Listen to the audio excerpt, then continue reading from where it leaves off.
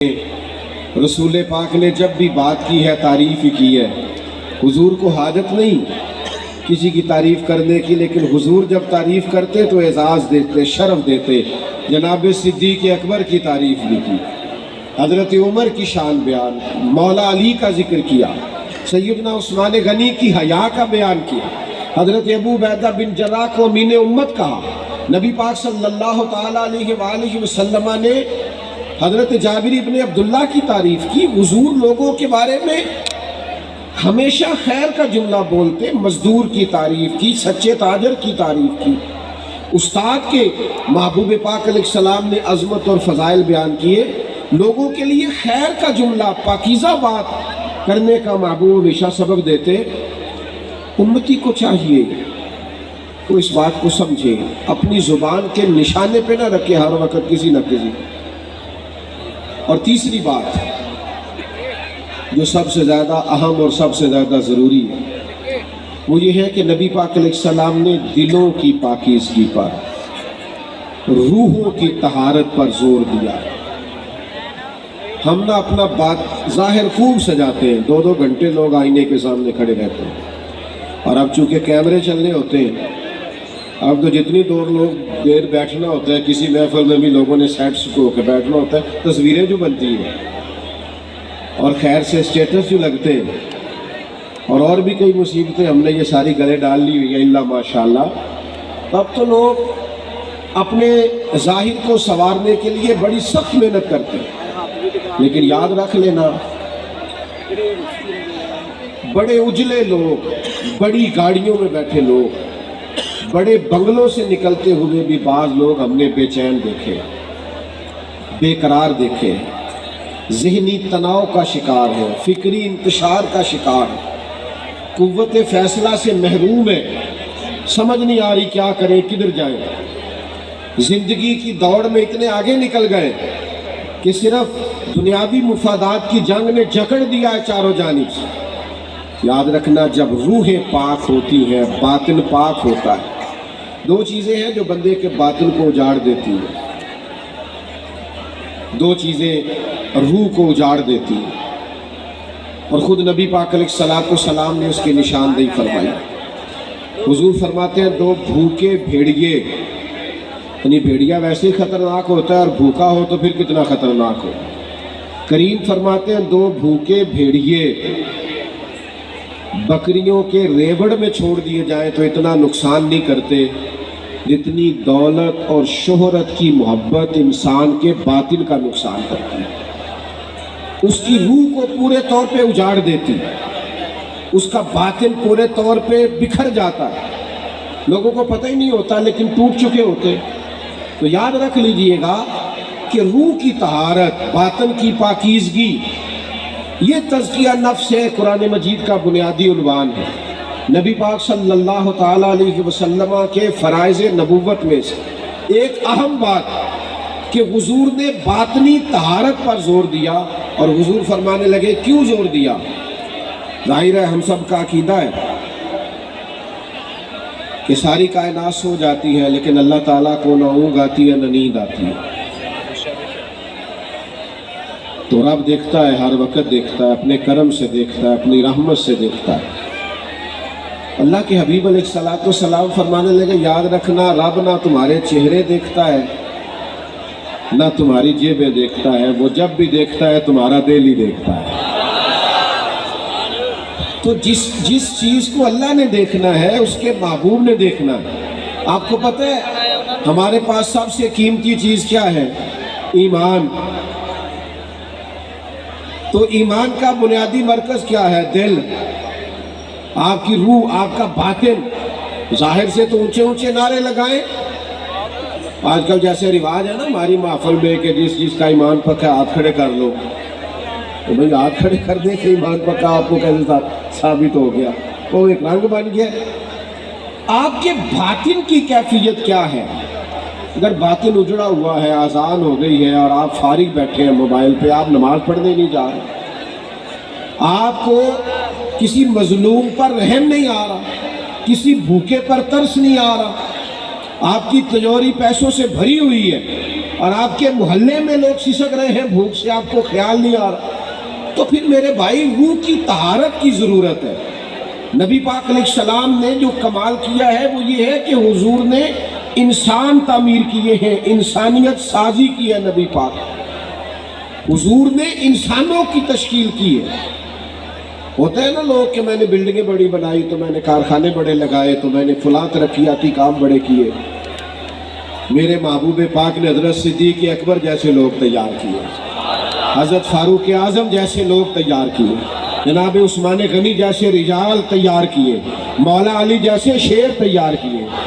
یہ رجال حضور نے تیار کر کے سوسائٹی کو دیے۔ معاشرے کے اندر جب اس طرح کے لوگ ہوں جن کا تقوی ضرب المثل ہو، جن کا اٹھنا بیٹھنا لوگوں کے لیے نصیحت کا باعث ہو، جن سے ملاقات کر کے کلیجے ٹھنڈے ہوتے ہو، عبادت کو دل کرتا ہو، روحیں تازہ ہوتی، تو یہ لوگ زمانے کے لیے پھر رہنما اور مقتدا بن جایا کرتے۔ ایک دن حضرت عمر بیٹھے ہوئے تھے،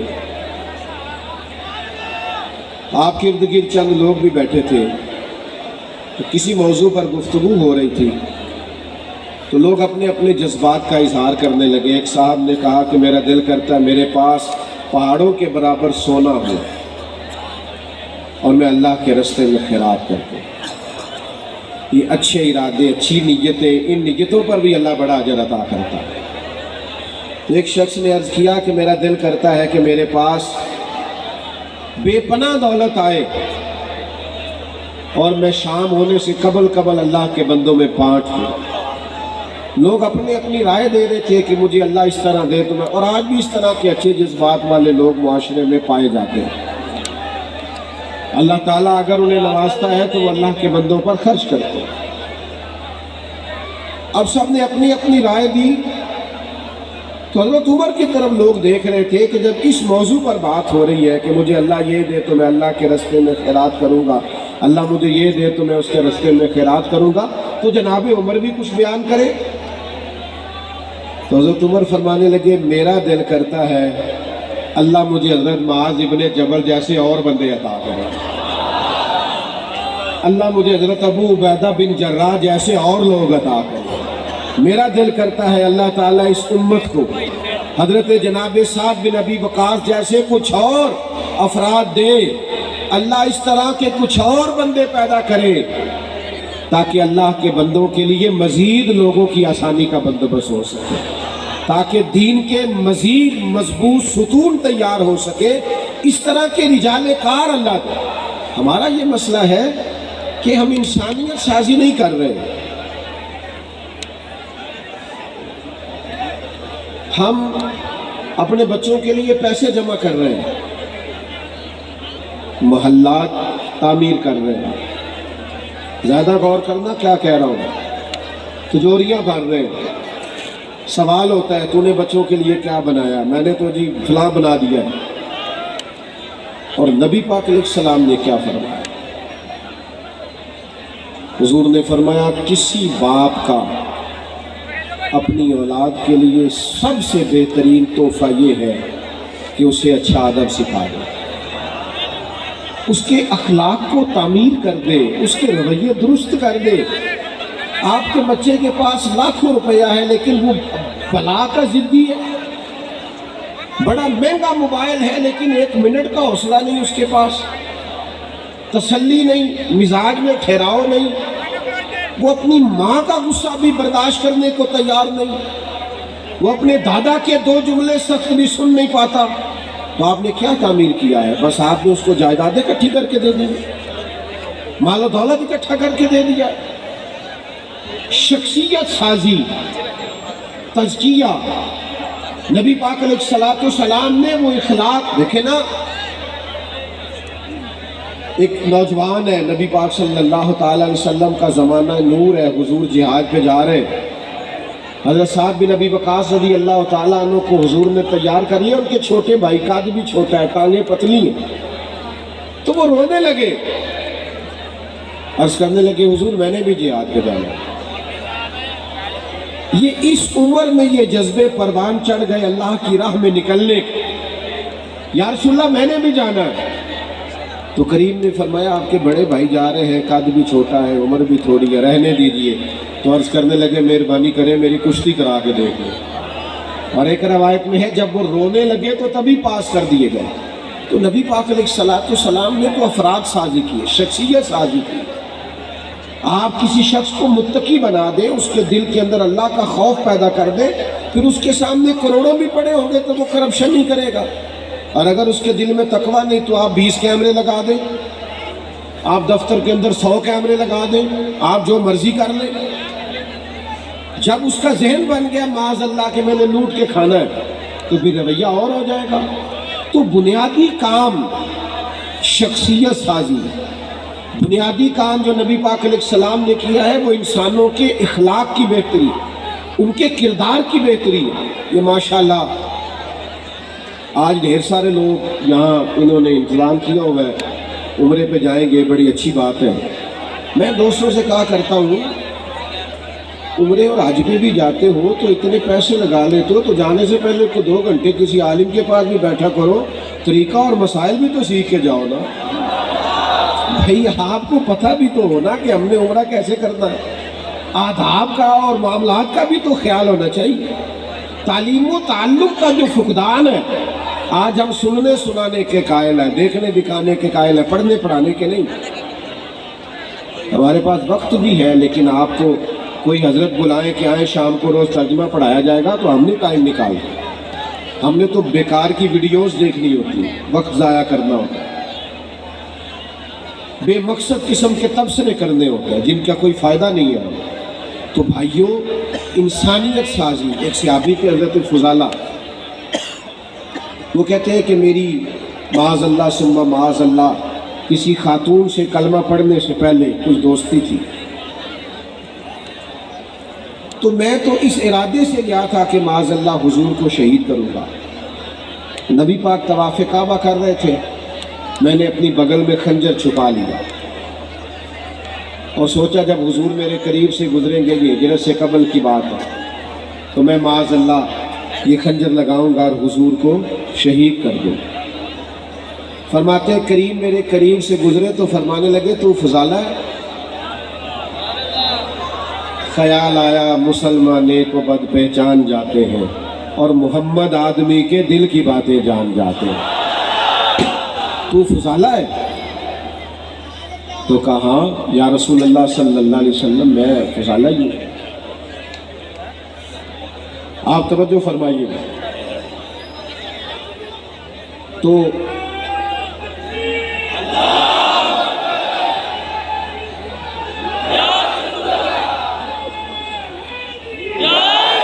آپ تشریف رکھیں گی، کچھ نہیں ہوا، اطمینان سے بیٹھے، اللہ جزائے، بیٹھ جاؤ بیٹا، او پیارے بیٹے، اللہ تعالیٰ۔ ادھر دیکھیں میری 2 باتیں رہ گئی، آپ سن لیں۔ میں تو بڑا سادہ بیان کرنے والا آدمی ہوں، تو ٹھنڈے قسم کا خطیب جو ہوتا ہے وہ تو اس طرح تو اللہ آپ کو جزا دے۔ سنیں جی توجہ سے سن میرے بھائیوں، نبی کریم علیہ السلام نے فرمایا تو فضالہ ہے؟ عرض کی یا رسول اللہ میں فضالہ ہوں۔ تو کہتے پہلے حضور نے میرے سر پہ دست شفقت رکھا، پھر میرے دل پہ دست شفقت رکھا۔ فرماتے بس ساری میل کچیل دھل گئی، ساری میل کچیل دھل گئی، تھوڑی دیر ہوئی ایک آیا کالی زلفوں والا، ایویں تھوڑی دیر ہوئی ایک آیا کالی زلفوں والا، 2 کڑیاں میرے من وچ رکیا کر گیا نور اجالا۔ نعت کریم تشریف لائے، کرم فرمایا، مہربانی کی، تو میں نے اسی وقت ہی کلمہ پڑھ لیا۔ اب یہ کیا کرتا ہے نبی پاک کا فیضان تزکیہ کہ باطن کو دھو ڈالتا ہے، وہ سارے اندر سے میل کچیل نکل جاتے ہیں، کیفیات بدل جاتی ہیں، رنگ تبدیل ہو جاتا ہے۔ حضرت فضالہ واپس نکلے تو وہ خاتون وہاں کھڑی تھی جن سے کلمہ پڑھنے سے قبل شناسائی تھی، اس نے بڑی آوازیں دی، آپ قریب سے گزر گئے۔ اور دیکھو دوستو یہ مزہ نہیں ہے، عاشق رسول بھی کہلاتے رہنا اور معاذ اللہ نظر کو پاک بھی نہ کرنا، حضور کا غلام بھی کہلانا، رزق کو پاک بھی نہ کرنا، نبی پاک کا غلام بھی کہلانا اور اپنی زبان کو پاک نہ کرنا، سوچ کو پاک نہ کرنا۔ نبی پاک کے غلام تو نکھرے ہوتے ہیں، اجلے ہوتے ہیں، ان کے تو عادات و اطوار بتاتے ہیں، بڑے پاکیزہ لوگ ہوتے ہیں، ان کے لب و لہجے سے حسن اور پاکیزگی چھلکتی ہے۔ حضرت فضالہ اس خاتون کے پاس سے گزر گئی تو آگے بڑھ کے کہنے لگی مجھے پہچانا نہیں؟ آج یہ رنگ تھا کہ آپ نے پلٹ کے اس کی طرف دیکھا نہیں۔ وہ کہنے لگی تو وہی فضالہ ہے؟ تو آپ زبان حال سے کہنے لگے میں وہ فضالہ نہیں ہوں، اب میں محمد عربی کا غلام بن گیا، اب میرا انداز بدل گیا ہے، اب مجھے تزکیہ نصیب ہو گیا ہے، اب شخصیت میں کسی نے رنگ بھر دیے، اب میں تیری بات نہیں سن سکتا، اس لیے کہ وہ کچا رنگ للاری والا جیڑا چڑھ دا تے لیندا رہندا ہے، اے عشق تیرے دا رنگ محمد چڑھ جائے پھر نہیں لیندا۔ اب رنگ بدل گیا ہے، انداز بدل گئے ہیں، طور طریقے بدل گئے ہیں، اب کیفیات اور ہو گئی، اب یہ والا انداز نہیں ہوگا۔ لوگ مکمل بدل جاتے تھے دین میں آنے کے بعد۔ مجھ سے ناراض نہ ہونا، مجھے معاف کرنا، اللہ کرے میرا تجزیہ درست نہ ہو، آج بھی لوگ دین میں آتے ہیں، لیکن میری طرح کے ڈھیر سارے ایسے ہیں جو لباس تو بدلتے ہیں، کپڑے تو دین کے پہنتے ہیں، لیکن اپنا باطن نہیں بدلتے، اپنے اندر کا انسان تبدیل نہیں کرتے۔ او میرے بھائیوں، یاد رکھو جب تک من ہی نہ بدلے۔ مجھے زندگی میں ایسے مجبور لوگ بھی ملے ہیں جو کہتے ہیں پیر صاحب کوئی دعا کر دو، سارا کچھ ہے، میرا نماز پڑھنے کو دل نہیں کرتا۔ آپ یقین کرو ترس آتا ہے۔ اس کو یہ بھی ایک سزا ہے کہ رب سب کچھ دے اور سجدے کی توفیق نہ دے، یہ معمولی سزا ہے۔ سب کچھ لے لے جا تجھے دیا اور میرے گھر نہ آنا۔ اللہ کے بندو، اپنے تزکیہ پر توجہ دے، اپنی شخصیت کے نکھار پر۔ اگر اخلاق میں، کردار میں، لب و لہجے میں، اٹھنے بیٹھنے میں کوئی تبدیلی نہیں آئی تو رنگ برنگی ٹوپیاں پہننا، رنگ برنگے کمکمے لگا لینا، رنگ برنگی ادائیں اپنا لینا اور خو بخو محفلیں اور جلسے کر لینا، اس سے انداز نہیں بدلیں گے جب تک ہم وہ انداز اور اطوار تبدیل نہیں کرتے۔ حضرت باعزید بستامی رحمۃ اللہ علیہ سے کسی نے کہا آپ تقریریں کیوں نہیں کرتے؟ آپ فرمانے لگے جس نے ہماری خاموشی سے کچھ نہیں سیکھا اس نے ہماری تقریر سے کیا سیکھنا۔ مجھے میرے بھائی کہہ رہے تھے آج لمبی تقریر کرنا، تو میری زندگی میں عادت ہی نہیں ہے بہت لمبا جانے کی۔ امام جعفر صادق رضی اللہ تعالیٰ عنہ سے کسی نے کہا تھا حضور میں دین کی تبلیغ کرنا چاہتا ہوں، کوئی طریقہ بتائیے۔ تو امام جعفر صادق فرمانے لگے دین پہ عمل کرنا شروع کر دے، دین کی تبلیغ ہونے لگ جائے گی۔ آپ بچوں کو سچ کا لیکچر نہ دیں کہ بیٹا سچ بولا کرو، لیکچر نہ دیں، آپ گھر میں سچ بولا کریں۔ بچوں کی اماں ان کے سامنے کہہ رہی ہوتی ہے کہ تو سچ نہیں بولتا، بتاتا کہیں ہے جاتا کہیں ہے، تو جب آپ کا سچ آپ کے گھر میں موجود نہیں ہے تو آپ کا بیٹا آپ کے ساتھ سچ کیسے بولے گا؟ آپ بچوں کو نماز کا لیکچر دیتے ہیں، نماز کا لیکچر نہ دیں، گھر میں نماز پڑھا کریں، بچے نماز پڑھیں گے۔ آپ ان کو لیکچر نہ دیں، آپ ان کو بدل کے دکھائیں، انداز بدل دیں، چیزیں ٹھیک ہو جائیں گی، طور طریقے بدل دیں، چیزیں بہتر ہو جائیں گی، رویے ٹھیک ہو جائیں گے۔ لیکن اگر ہم بدلتے نہیں، ہم چاہتے ہیں ہماری خالی تقریروں سے انقلاب آئے، ہمارے نعروں سے لوگ بدل جائیں، تو بھائی ایسا نہیں ہوگا۔ ہمیں کچھ نہ کچھ اپنے کردار میں، اخلاق میں، رویے میں، لین دین میں، معاملات میں تبدیلی کرنا ہوگا، ہمیں اپنے آپ کو بدلنا ہوگا۔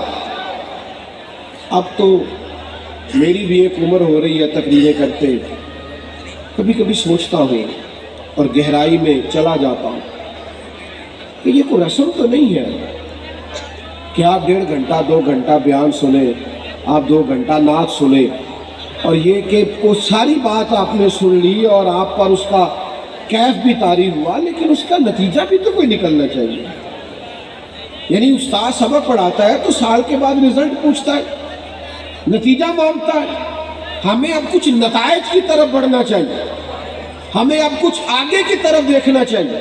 ہم بڑا بانٹتے ہیں، بڑی خیرات کرتے ہیں، حضرت عمر بن عبدالعزیز کے زمانے میں بھی لوگ بانٹتے تھے، پر اتنا بانٹتے تھے کہ لینے والا کوئی نہیں ملتا تھا۔ اب ایسا کیوں نہیں ہے؟ اس لیے کہ ہمارا انداز اس طرح کا ہو گیا ہے اور لینے والوں کی طلب اس طرح کی ہو گئی، وہ قناعت پسند نہیں رہنا چاہتے، ان کے رویوں میں وہ رنگ نہیں آتا۔ اللہ کے محبوب نے لوگوں کو بدل دیا۔ حضرت حکیم بن حزام کہتے ہیں حضور نے میرے ہاتھ پہ ہاتھ رکھ کے، اور کچھ اور صحابہ بھی تھے، وعدہ لیا تھا ہم سے کہ کسی دنیا دار کے آگے ہاتھ نہیں پھیلانا۔